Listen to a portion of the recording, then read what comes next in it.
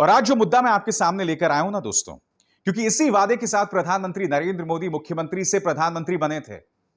उन्होंने देश की जनता को क्या वादा किया था, पहले मैं आपको वो याद दिलाना चाहता हूं। और आज की बड़ी खबर, क्योंकि आपको अंत तक रहना पड़ेगा, मैं आपको बतलाऊंगा किस तरह से इस देश की जनता के विश्वास का घात होता है, यानी कि उसके साथ विश्वासघात किया जाता है। सुनिए, प्रधानमंत्री ने काले धन को लेकर क्या वादा देश से किया था कि एक बार भारतीय जनता पार्टी सत्ता में आ गई तो काला धन इस देश में आना तय है। सुनिए क्या कहा उन्होंने।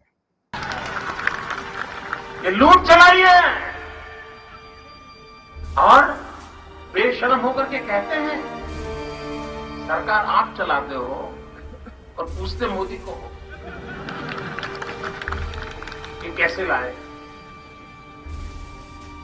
जिस दिन भारतीय जनता पार्टी को मौका मिलेगा, एक एक पाई हिंदुस्तान की वापस लाई जाएगी और हिंदुस्तान के गरीबों के लिए काम लाई जाएगी।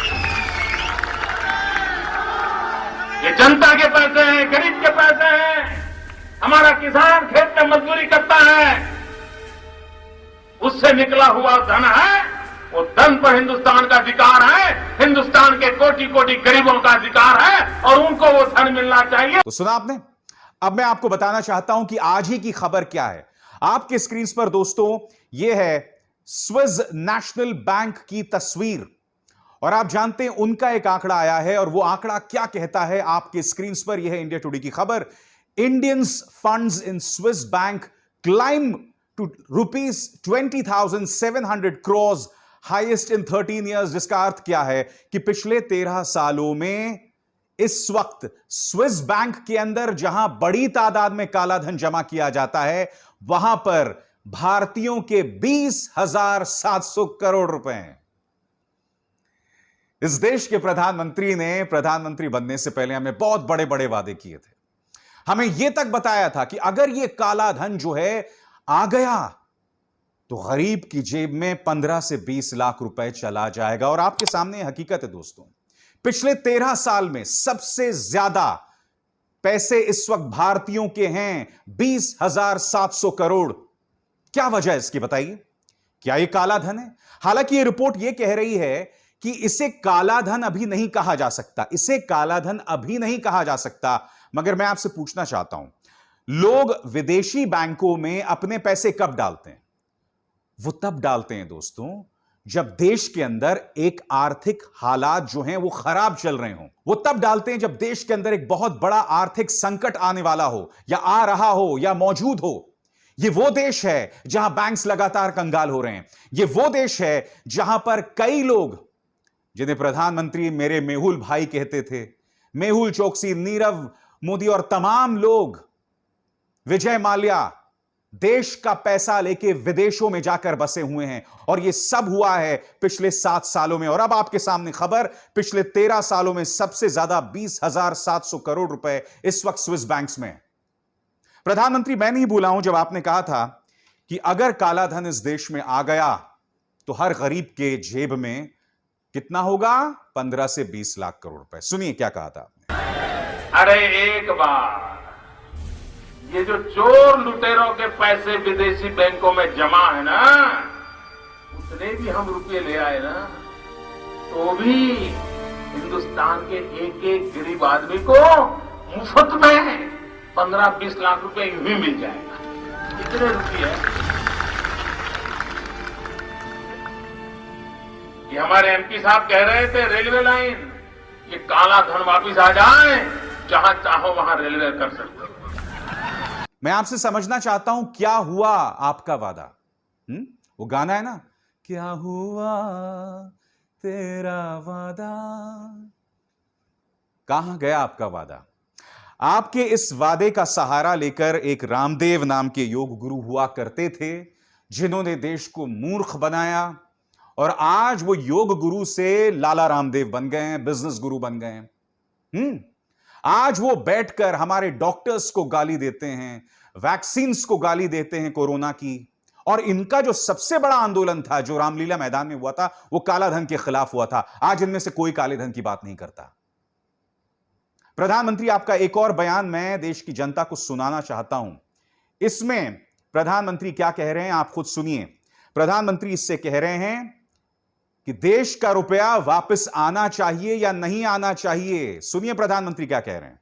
मेरे कांकेर के भाइयों बहनों, मुझे बताइए, ये हमारी चोरी किया हुआ पैसा वापस आना चाहिए कि नहीं आना चाहिए? ये काला धन वापस आना चाहिए? ये चोर लुटेरों से एक एक रुपया वापस लेना चाहिए?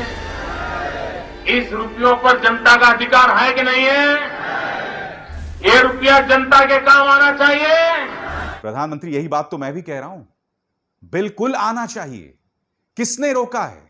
कौन रोक रहा है आपको इस पैसे को लाने के लिए? मैं ये समझना चाहता हूं, 7 साल गुजर चुके हैं, क्या अब भी आप इसके लिए विपक्ष को ब्लेम करेंगे? कांग्रेस के 10 साल को ब्लेम करेंगे या 70 साल को ब्लेम करेंगे, जिसके अंदर 6 साल अटल बिहारी वाजपेयी का राज था? बताइए ना प्रधानमंत्री, क्या आप इस हकीकत से मुंह मोड़ सकते हैं? कितने बड़े बड़े वादे किए थे आपने, मैं आपको बताता हूं। प्रधानमंत्री ने, जो अब मैं आपको इंटरव्यू दिखाने वाला हूं, एबीपी न्यूज को एक इंटरव्यू में कहा था कि इस वक्त तमाम देशों में जो नियम कानून हैं वो खुल गए हैं, बदल गए हैं। ये 2013-14 का बयान है उनका। मैं चाहता हूं आप ध्यान से सुनो।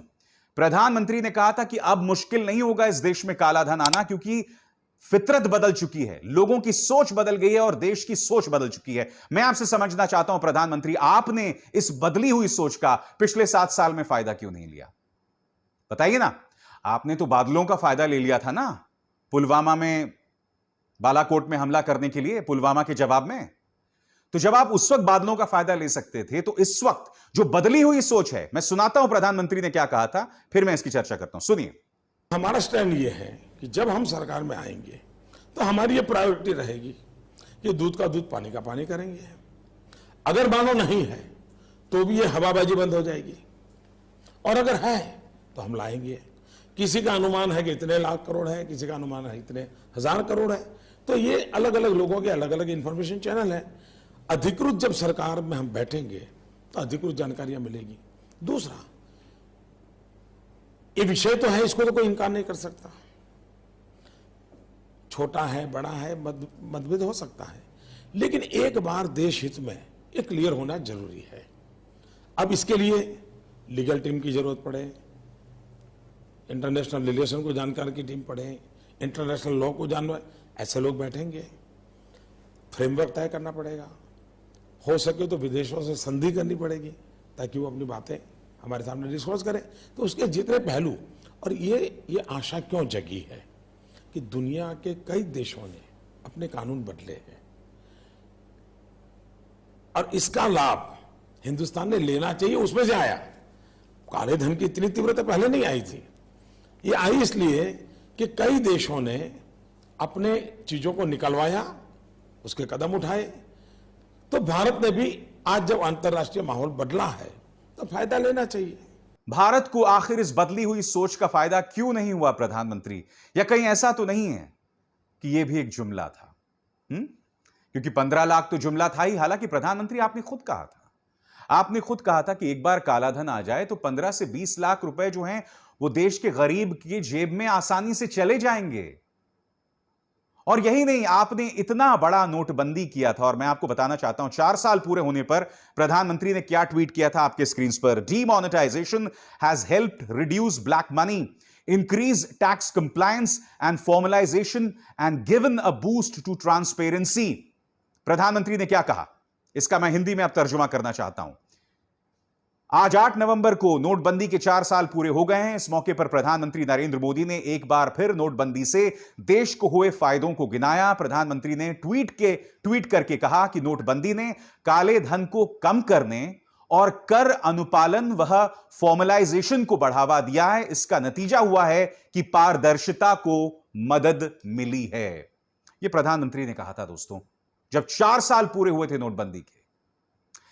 आज मैं आपसे समझना चाहता हूं कि ये जो तमाम बातें प्रधानमंत्री करते हैं, क्या इस पर कोई जवाबदेही मांगी जा सकती है? नहीं, या अगर इस पर भी हम जवाब मांगेंगे तो हमें देशद्रोही करार दिया जाएगा।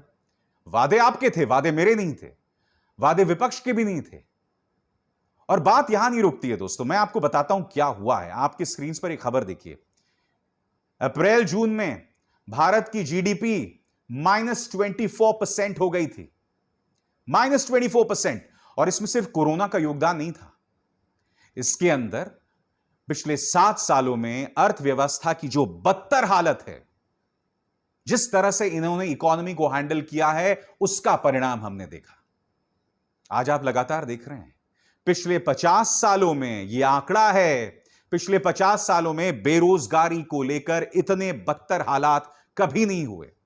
दूसरी बात, पिछले 45 सालों में देश का गरीब बुनियादी चीजों पर यानी कि अनाज पर, कपड़े पर कम खर्च रहा है। इन दो बड़ी खबरों का क्या जवाब है आपके पास?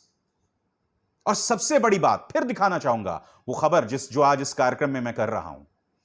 Indian funds in Swiss banks climbed to 20,700 crores, highest in 13 years. पिछले 13 सालों में भारतीयों ने स्विस बैंक्स में इतनी बड़ी तादाद में पैसे नहीं डाले। इसके सिर्फ दो ही कारण हो सकते हैं, या तो इन धन्ना सेठों का विश्वास भारतीय अर्थव्यवस्था पर से पूरी तरह से उड़ गया है। दूसरी बात, इसमें एक बहुत बड़ा पैमाना जो है ब्लैक मनी का है, क्योंकि स्विस बैंक ने यह नहीं कहा है, इसे पूरी तरह से इसका खंडन नहीं किया है कि यह काला धन है या नहीं है, क्योंकि काले धन को राजनीतिक मुद्दा बनाने का काम जितना भारतीय जनता पार्टी ने किया है, उतना आजाद भारत के इतिहास में किसी पॉलिटिकल पार्टी ने नहीं किया है। इसका क्या अर्थ हुआ, मैं जानना चाहता हूं। कहीं इसका अर्थ यह तो नहीं हुआ कि आप हकीकत जानते थे और देश की जनता को इसी तरह से गुमराह करते थे? और सबसे बड़ी बात, यह पार्टी यानी कि बीजेपी जो लगातार काले धन की बात करती है, अरुण जेटली जब वित्त मंत्री थे, इस खबर को ध्यान से सुनिएगा, वैसे आप लोगों में से कई लोग जानते होंगे, अरुण जेटली जब वित्त मंत्री थे तब वो इलेक्टोरल बॉन्ड्स नाम की एक चीज लेकर आए थे, जो इस वक्त आपके स्क्रीन पर है।